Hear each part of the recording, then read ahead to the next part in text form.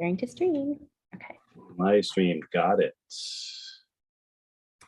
Hey everyone, welcome. I'm so glad you're here. I am Leela Dunn and I am from Melbourne, Florida, and we're streaming live coast to coast. I'm here with Dr. Jim Sears. Thank you so much for making time to be with us from California. You betcha. Yeah, tell us why you're excited about this inaugural podcast, whatever we're doing on YouTube. I'm really excited about it. Why are you excited about it? Yeah, the inaugural pilot episode of our live cast, whatever, we're streaming to what? YouTube and Zoom and whatever else. I'm sure you'll post it on your Instas and all that kind of stuff. Well, I'm excited because we get to answer questions from moms all over the country. And this is something I wish I had more time to do this because I get a ton of questions, certainly in my own office. I'm a pediatrician. I'm actually sitting in my own little private office here with the door closed. So we hopefully don't get interrupted, but I just get tons of questions on my Facebook and my Instagram and my Twitter. And I don't get a chance to answer nearly enough of them. So this is a little focused time. We're going to take some of those questions and give you some answers. Yeah. So with that, let's get started. These are real questions from real moms that are asking Dr. Sears this week. So first one, I had this question myself as a young mom. My daughter's now 16, but when I was a young mom, I remember asking this about my child as well. So first question is, hi, Dr. Sears. I'm curious, what kind of milk should I be giving my kids? My 2-year-old doesn't seem to like cow's milk. Gotcha. Milk. It's a big question. Well, we all grow up, we all are born into this world. The first thing we do is drink milk, right? From our mom usually, or from a bottle. But the term milk, what does it mean? It usually means it comes from a nipple of some sort of animal, right? And we've got cow milk, goat milk, people milk. Remember the Mother's movie? milk. What? It's mother's milk. Mother's milk. Okay. Human milk, breast milk, mother's milk. Yeah, I guess it wouldn't be daddy's milk, would it be? But what was that movie? Meet the Parents. I have nipples. Can you? Yes. But there's cat milk. Anyways, and then there's also a bunch of the alternative milks that come from plants and nuts and things like that. But most people, when we say milk, I do like to clarify it when moms ask me about milk. I go, are we talking about cow's milk or what? But let's start from the beginning. And we're going to go through some like the American Academy of Pediatrics recommendations, and I'll kind of talk about what I do and don't agree with about that, and then some of what and then my real advice.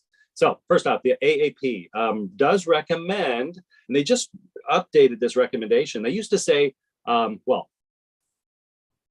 their current recommendations are solely breast milk, exclusively breast milk for the first 6 months of life. And then they used to be like you to do up to a year. Go for a year, but now they've recently updated that to 2 years. And the reason is we used to think that after a year, the baby doesn't really benefit that much. There's not a lot of nutrition left in it. All the immunities are gone. But we've since learned that there's a lot of still macronutrients that the child needs from the breast milk, and those immunologic factors that are in the breast milk, antibodies, that kind of stuff, are still present. And so AAP has updated the recommendation to go for 2 years. So that's a new challenge to the moms out there. I know most of my moms, 2 years, really? Okay. But I did 2 years. Yeah. My kids breastfed longer than that. But what you may not know is going for at least 2 years actually has several benefits for the mom too. Extended breastfeeding will decrease mother's risk of type 2 diabetes. Nice. It decreased the risk of hypertension, high blood pressure. Breast cancer and ovarian cancer rates are reduced by extended breastfeeding. So, hey, those are pretty significant reasons to keep breastfeeding, right? So try to go for 2 years. Now, the rest of the dairy, the rest of the cow milk stuff, when the child starts eating solids, around 6 months, I usually start with some mashed veggies and stuff. And we'll, I'm sure there'll be a question one of these days about first foods, but let's just stick to the milk. But the milk products like cheese and yogurt, baby can start having, but no real full milk until 1 year of age, cow's milk. Because if they started earlier, it can be kind of harsh on the baby's gut and actually can cause microscopic bleeding that you won't be able to see, but the child can get anemic from having full strength cow's milk. That's why all the commercial formulas are kind of modified cow's milk to make it a little easier to digest. So, but when we talk about yogurt, I'm not talking about the sugary commercial yogurts that are often advertised. Yeah, no Go-Gurts, because those are full of sugar and dyes, and it really bugs me because they're marketed to kids.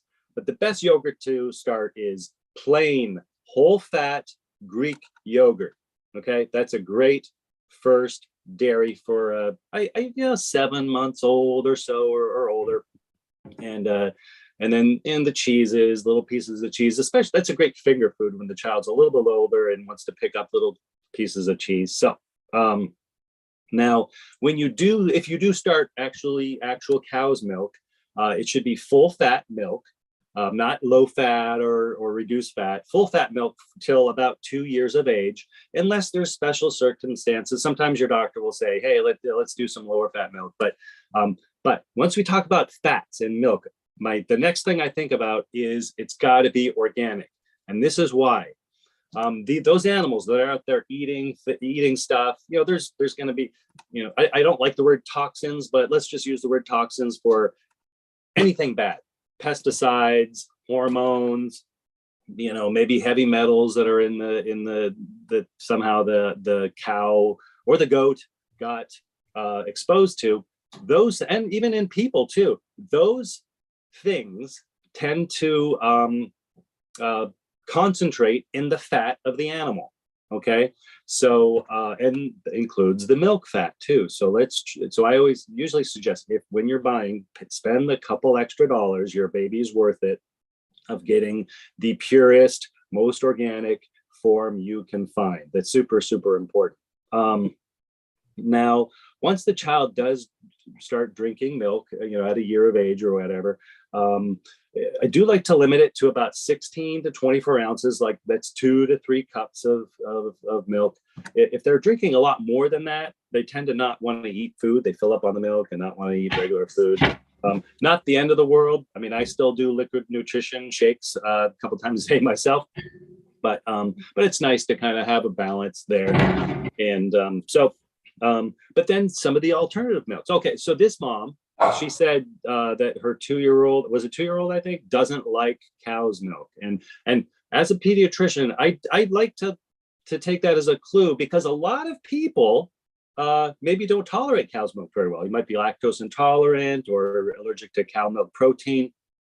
And sometimes you don't really, the signs and symptoms can be pretty subtle. So if the child doesn't like it, that might be a clue. I've had dozens of patients where, the toddler didn't really like cow milk and we didn't know what to do. And mom kind of pushed it.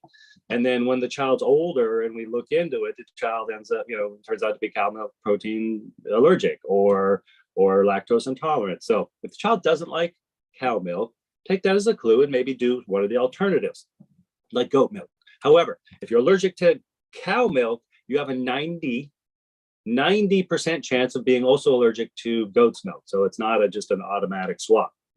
Some of the alternative milks, coconut, soy, rice, hemp, almond, those can be good, but check the protein content and the fat content. Most of those that I just mentioned don't have a whole lot of, there's kind of 3 major ingredients of milk: fats, protein, and carbs. Cow, goat, pea protein milk, that's another one. Those actually generally have all 3 groups in there. So it's a good meal in a bottle or meal in a cup. The things like rice milk doesn't have really much protein or fat. It's mainly just sugar water, which is fine for making a shake or a smoothie out of, but don't think of that as a meal in a bottle. Okay, so the meal in the bottles, milks that I like are cow, goat, pea protein milk, human mother's milk, of course. Those are kind of the main ones. Hemp milk too tends to have all three, but I don't know if hemp also has other things in it sometimes. So I'm not sure about that one. So, wow, I think we've hit a lot of milk. I think we've covered that. I love that answer. Yeah, because you've answered a lot of concerns that parents have, and I know myself, I didn't realize until I was a teenager that I was lactose intolerant. And so I love your advice that, like, if your 2-year-old doesn't like it, that's kind of a hint. That's a hint. Mother's nature's hint, So Right. What a great question. The second question we have is, I think my 9-year-old might have ADHD. His teachers are suggesting I should ask his doctor about medication. What should I do? Oh, sorry, I missed that. Well, I wasn't paying attention. What? No. You have ADHD also? Big time. Big time.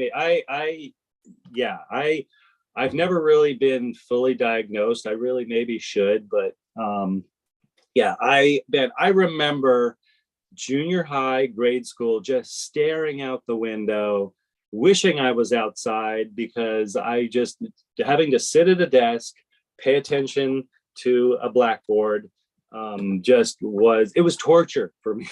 Torture. And so I just, PE was my favorite class of the day, just because I got to go out and run and for me, it's interesting. ADD it's kind of an interesting phenomenon. I don't like to really think of it as an affliction, like, oh, we've discovered, Mrs. Jones, what's wrong with your child? It's ADD. I think we all have a touch of ADD. You go to your doctor and, little Johnny, he doesn't pay attention very well in school. I don't know what's wrong with him. And the doctor goes, well, I think we're going to diagnose him with ADD. And, oh, doctor, what does that mean? Well, it means he can't really pay attention. And mom's like, I knew that. I already knew that. But where was I going with this? What should she ask her doctor is the main question. Like, if your teachers are saying we recommend medication or something, how does the teacher know? What do you tell your doctor? First off, definitely get your doctor involved, but don't think you're going to go to the doctor in a 15-minute typical doctor visit, you're going to solve the problem. You're just not. This is one of those problems. It's going to take life skills. And I highly recommend that the parent become the expert in their child. And I see that a lot with just about any kind of chronic issue with kids or, rare diseases. The parent usually becomes the expert. So use your doctor, but don't depend on your doctor. Because I'll be honest, most doctors, and I've been there too, we got a really busy day. And it's so easy to just write the prescription, because the medications, they work. I've tried them. They really boost focus, but I don't think it's the solution. It's not the lifetime solution for a child or an adult with ADD or ADHD. But so I have at least a couple of tips. First, become your own expert. I highly recommend getting a book about ADD, and there's a couple really good ones. Actually, can we post links in the comments after this? Yeah, I'll post a link to in a comment to about like a few different books I love. Daniel Siegel, The Whole Brain Child is a great book. Dr. Amen, Healing ADD is a great book. I've actually got 2 copies of that because I had 1 copy and I forgot I had it, and I bought it again 2 or 3 years later. I have had some moms, say, little Johnny's not paying attention. I think I need to have him concentrate more on school and less on sports. So I'm going to have him drop out of his sports. And I say, no, mom, that's the worst thing you could do. A child with ADD needs movement. They need sports. So keep them in those extracurricular activities. Another tip, brain training games. And this is going to, it kind of has to do, all the kids are on the cell phones all day. Make it useful. There's some apps out there. One's called Lumosity. It's a scientifically backed brain training games. If you watch somebody working on Lumosity, it looks like they're playing video games, but it's actually stimulating their brain to pay attention. Also, one trick I use, and it kind of helps parents to understand, if a parent does, most kids with AD have a parent with ADD, so you're going to kind of be treating yourself and your child at the same time. But just to understand what it's like to have ADD, if somebody's talking to me, I'm trying to pay attention, but it starts to, after just a few seconds of that person's conversation, my mind starts to wander. And between each word they say, I have 2 or 3 thoughts, oh, what am I going to have for dinner? Oh, there's a shiny thing over there. And mind just starts to wander, and it can be very difficult to stay focused and present. And the trick I use when I'm sitting here listening to somebody talk, and I'm seeing their lips move, and I start to feel myself drifting and wondering, if the waves are big and we go surfing this weekend, I start to wonder, I ask myself, I wonder what that person is thinking. I hear what they're saying words, but let me try, what are they thinking? And that kind of just gives me a focus, and it keeps me present. And it's funny. So if I'm ever talking to you and you see my eyes kind of do that, I'm probably starting to wonder what you're thinking, and it just keeps me focused. That's a cool little trick. Nutrition is super important for kids and adults with ADD. And their brain just works more and more, works faster. So similar to an athlete whose muscles work harder and need more antioxidants to help recover from exercise, your brain actually produces way more oxidation and free radicals than your muscles do. Your brain is about 25% of your whole body's metabolism. So it's this engine up there is just firing away. So a child with attention issues needs more antioxidants than a typical child. So lots of fruits and vegetables, supplement like Juice Plus. I literally recommend it to every one of my kids. It's whole food nutrition, bunch of fruits, veggies, and berries that are pulverized, then dried, put in a capsule or a gummy, chewy. Let's see what else. I call it my morning triple therapy. And it's funny, when I tell parents to do this with their kids, they look at me crazy, but I say, get up just a few minutes early, 15, 20 minutes early, and get outside in the morning sun with no sunglasses and take a walk. If you have a dog, take the dog for a walk or something. Just walk around the block or something, because the sunlight wakes you up, the exercise wakes you up, and the sunlight getting into the eyes with no sunglasses. Now, I've asked my eye doctor friends if this is okay. The morning sun isn't too strong yet, so you're not going to fry your eyes. But that just, it wakes you up, it boosts your serotonin, it makes you feel better, and it gets the brain ready to learn at school. That's great. And when we go back to that supplement, if we go back to the supplement really quick, talk a little bit about the omega blend for this as well. Exactly. Yes, it's funny that I was just, as you were talking, I was like, oh, don't forget omegas. That's a huge component. Omegas, fish oil or plant-based omegas, especially if you can't do the fish. And it is, we discovered omegas, decades ago, and we've really seen it make a difference. There actually are FDA approved, really expensive because they're FDA approved treatments for ADD that involve omegas. I usually don't use those. I just use a over-the-counter supplement instead, but it can be a huge boost. Omegas actually are good for just about every system in your body, your muscles, your gut, your heart, your blood vessels. Did I say that already? And your brain, and your eyes. Absolutely. So if you'd like to learn more about these and you're listening live, just text the word healthy to 321-701-3637. Text the word healthy, and we will send you more information about that. It's 321-701-3637. 3637. Just text the word healthy, and I'm happy to send you information about these supplements that we're talking about. I think for sake of time, we should move to our second segue, which is about the health and research study that we wanted to highlight today that is about these supplements. I actually have been taking these supplements for 9 years. And for me and my health, I've seen significant impact. But a lot of people don't know. They look at me, they think I'm pretty tall, thin, healthy. They wouldn't know that the silent threat in my family is heart disease. My father, my grandparents, we all have this disposition where there's high blood pressure, high cholesterol, and you wouldn't know it. You wouldn't know it. And we eat pretty healthy too. So when I learned about these supplements and the study that we're about to share with you, I got so excited because I thought maybe I can be the one that breaks the family curse of turning 40 and having to be on some type of medication for your heart. So I'm excited for you to talk a little bit about this study and to share it with our listeners and viewers today. You're worried about turning 40. That's what, like in 10 years or something? What is that?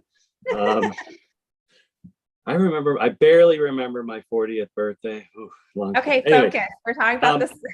Okay, sorry.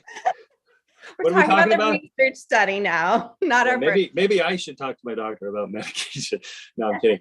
This is actually my favorite study of there's over 40 very, very well conducted clinical trials that have been published on Juice Plus. And this is probably my number one favorite. So I'm glad we're talking about this one first.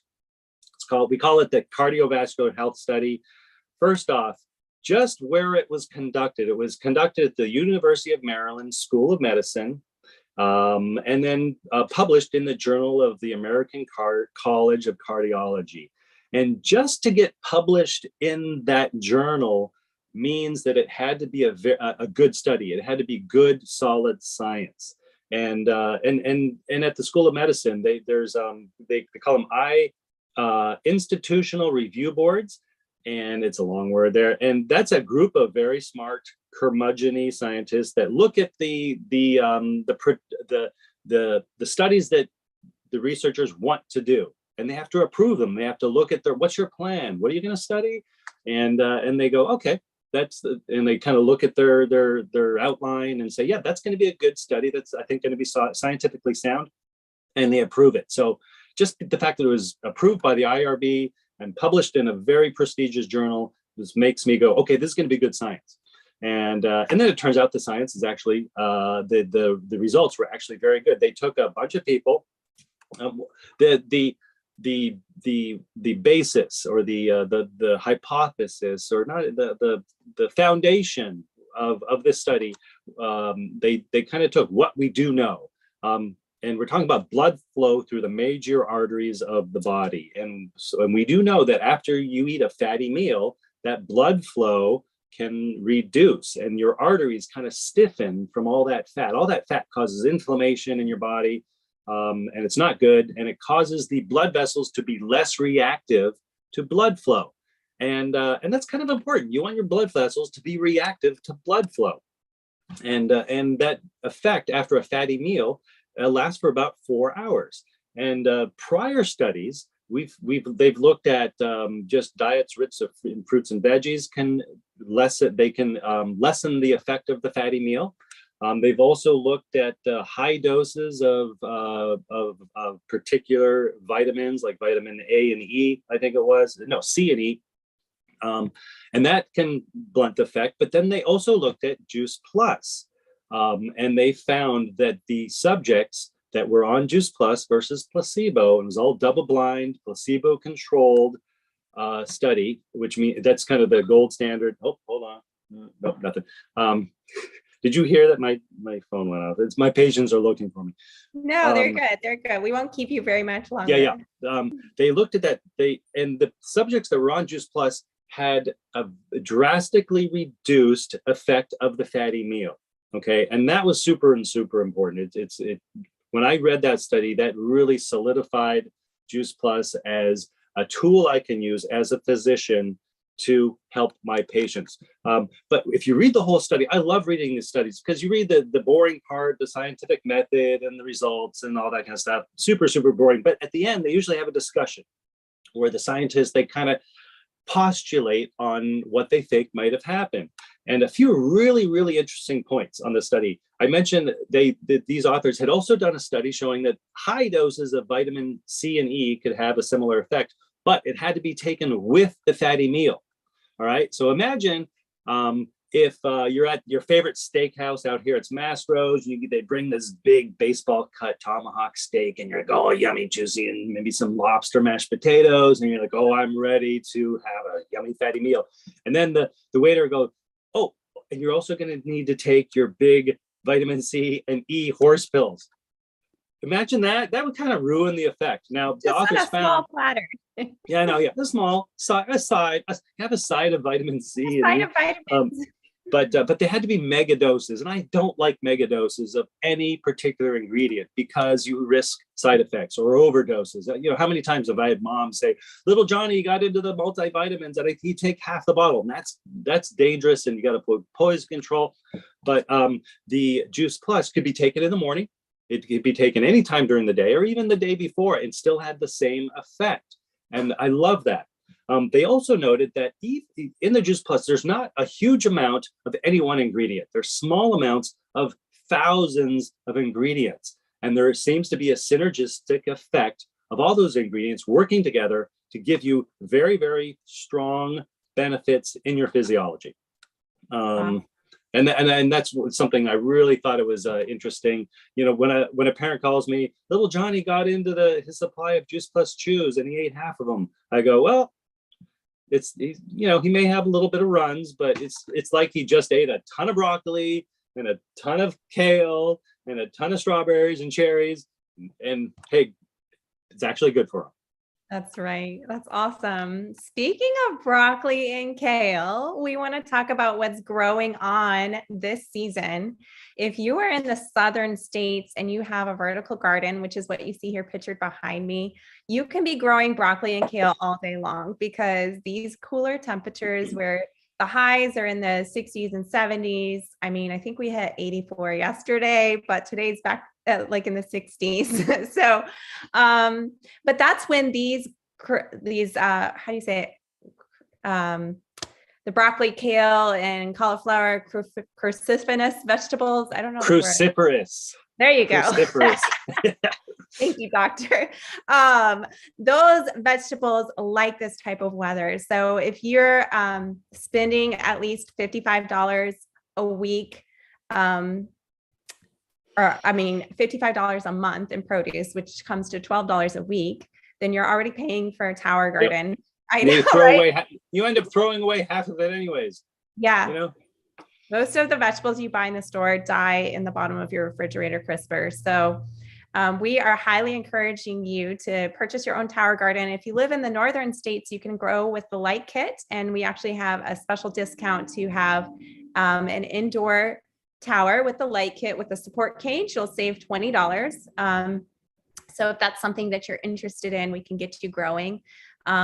If you want to know more about these topics, we'd love for you to just text. So if you want to learn more about the research, text 321-701-3637, the word research, and we'll send you more information on that. Or if you'd like to learn more about the tower garden, you can just text GROW to 321-701-3637. And we're so excited to just share this with you. We're going to be coming to you monthly, just recommending some of our favorite products and our favorite things that are growing on this season. So, and of course, answering those questions. So type in the comments below if you have other questions for Dr. Sears. If you have children or even like I'm a grown child, you answered some of my questions today, and I really do appreciate your time. It's such a pleasure to spend a short amount of time with you today and just, pour into our community and educate everybody about how to be more healthy. And when it really comes down to it, it's about having more plants in your life. It's about that routine of that early morning sunshine in your eyes. That's good for all adults, no matter your age. It's about supplying our bodies with a wide array of fruits and vegetables and berries, those small micro phytonutrients in our body every single day that really level up our nutrition. And so we're so glad that you could spend this time with us. Thank you so much for all that you shared today. All right, thanks. This has been a ton of fun. Yeah, send in your questions. I hope we get enough questions that we decide to do this more than once a month. That'd be awesome. We would love to do this more often. So definitely comment below and share, and follow. Thanks, guys.